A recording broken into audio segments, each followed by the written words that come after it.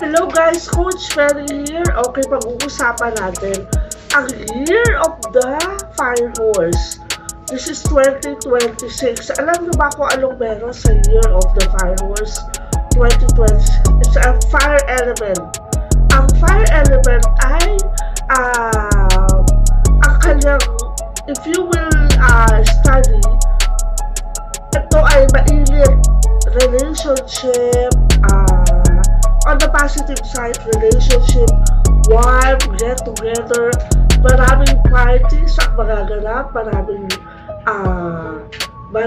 relationship ang mabubuo, maraming romantic scenes ang magaganap, maraming love, good partnership, positive siya. Okay, now if you will study the fire on the bad side, ito ay gulo, meron siyang pag-aaway, gaano siya kasidhi, paano ba sabihin nyo sa Tagalog? Gaano siya katindi, very, kumbaga sa kulay red siya.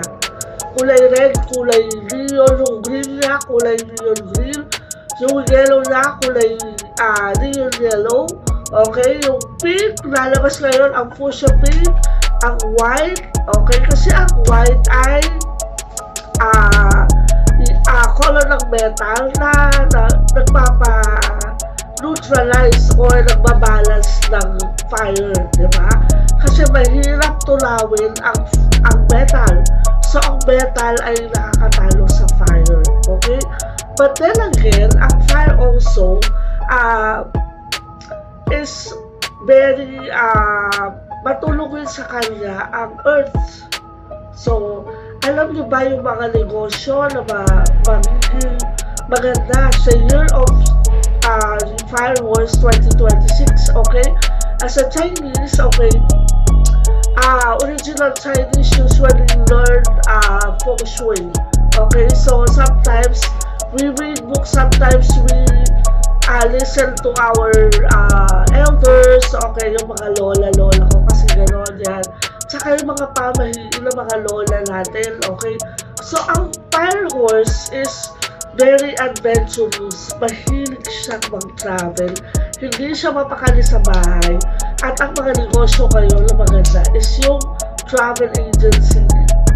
Okay? Adventure, extreme exports, resorts, hotel. Okay? Yung mga pera nanggagaling siya sa ibang lugar. Nagagaling siya sa faraway places, yung mga bisita. Kaya ito talaga puputok ang tourism industry natin. Okay, believe me guys. Okay, and then what else? Hindi ito prediction, pero this is logic. Okay, I don't call this prediction. This is logic kasi ang fire is about relationship. It's about partnership. It's about get together. It's very warm. Okay, sa weather natin napakainit. Sana hindi dumating yung panahon na yung rubber shoes natin pag tumapak sa lupa natutulaw.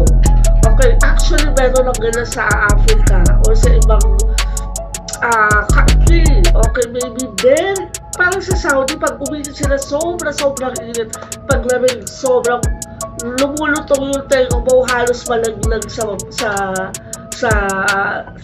yung tenga mo sa sobrang tigas. Ganon ang extreme weather dahil ka sa climate change. Logically guys, mag-wear kayo ng sky blue, ng white, yung mga light colors kasi yung init ay nakakapagpasakit. Okay? So, ano tayo ngayon? Lalakas sa kuryente natin dahil sa aircon. And of course, ang mga fire element na people is very, mapagpahalaga sila sa relationship. Those who have a year of birth ending in 2 and ending in 6 and 7 are fire element. Okay, so kung ikaw ay 1967, 1977, 1978, 6 and 7, sorry, 1966, 1976, okay. So 6 and 7 is a fire element. Okay, if you are born with the last digit of your year of birth, the 6 or 7, you have a fire element. Okay, automatically yun. So, fire element is very mahalaga sa kanila ang relationship. Mahalaga sa kanila yung pakikipagkapwa-tao, yung pakikisama. Pansinin nyo yan sa mga fire element. Now, sa horse, pagdating dito, yan ay mabilis kumilos at saka mabilis magdesisyon. Okay, pero tinitimpla niya yung decision making niya. Ang horse is a very powerful kasi sabi nga nila sa Chinese, sa negosyo, mabilis yung asenso mo. Kasi hindi siya tumitigil hanggang walang positive na result ang isang bagay. Sabi nung matatanda, di ba? Mas excited ka pa sa kabayo, o mas masaya ka pa sa kabayo, o mas malikot ka pa sa kabayo. Okay, that's the horse. Okay, now this is a relationship here na kailangan natin bantayan yung ating mga relationship at huwag tayo masyado magpadala sa init ng ulo. Mental health is important. Emotionally, kailangan natin bantayan yung ating emotional quotient. Ito yung masyadong mainitin ang ulo dahil dito mainit ang pag-aaway, madalas yung mga it's whether sobrang love yung isa't isa or sobrang hate yung isa't isa. Ang fire element is red.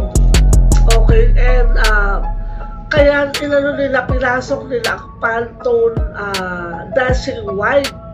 Okay, any white, off-white, cream white, whitest, blue whites, okay, dahil kailangan maneutralize yung sobrang init na dala ng Year of the Fire Horse.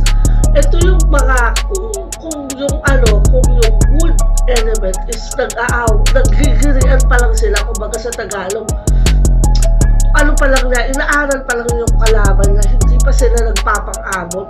Itong Year of the Fire Horse is magpapang-abot sila, magkakaroon ng away, kumbaga sa konting lang, sultukan, barilan. Okay guys, pag nasal nyo yan, na yung mga tao din, okay, bawasan nila yung mga pagkain na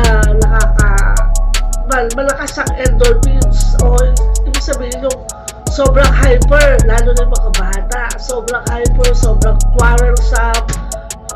Okay, fire element is whether super love or super it's a love and hatred year.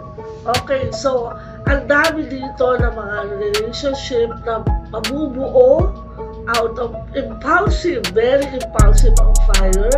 At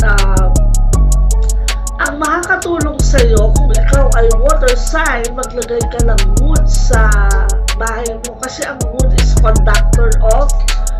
good conductor of fire. Okay?